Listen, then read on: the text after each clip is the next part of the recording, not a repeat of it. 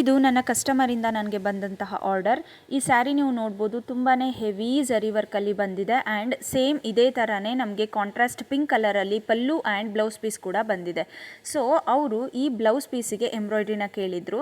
But ಈ blouse piece ತುಂಬ heavy ಝರಿ work ಇದ್ದಿದ್ದರಿಂದ ನಾನು ಆ ಬ್ಲೌಸ್ ಪೀಸ್ ಮೇಲೆ ಎಂಬ್ರಾಯ್ಡ್ರಿನ ಮಾಡಿದ್ರೆ ಅಷ್ಟು ಲುಕ್ಕಾಗಿ ಕಾಣಿಸಲ್ಲ ಅಂತ ಕಸ್ಟಮರಿಗೆ ಬೇರೆ ಥರ ಎಂಬ್ರಾಯ್ಡ್ರಿ ಮಾಡ್ಸೋಕ್ಕೆ ಹೇಳಿದೆ. ಅದೇನಪ್ಪ ಅಂತ ಅಂದರೆ ಈ ಸ್ಯಾರಿಗೆ ಏನು ಬ್ಲೌಸ್ ಪೀಸ್ ಬಂದಿತ್ತು ಅದರಲ್ಲಿ ಈ ಥರ ನಾರ್ಮಲ್ ಆಗಿ ಸ್ಟಿಚ್ನ ಮಾಡಿಸಿ ಇದೇ ಪಿಂಕ್ ಕಲರ್ ಕಾಂಟ್ರಾಸ್ಟಲ್ಲಿ ನಾವು ಒಂದು ಪಿಟ್ಟಾ ಸಿಲ್ಕ್ ಬ್ಲೌಸ್ ಪೀಸ್ನ ತಗೊಂಡು ಅದ್ರ ಮೇಲೆ ಕಂಪ್ಲೀಟ್ ಬೀಡ್ ವರ್ಕಲ್ಲಿ ಎಂಬ್ರಾಯ್ಡ್ರಿನ ಮಾಡಿಸಿ ಅಂತ ಹೇಳಿದೆ.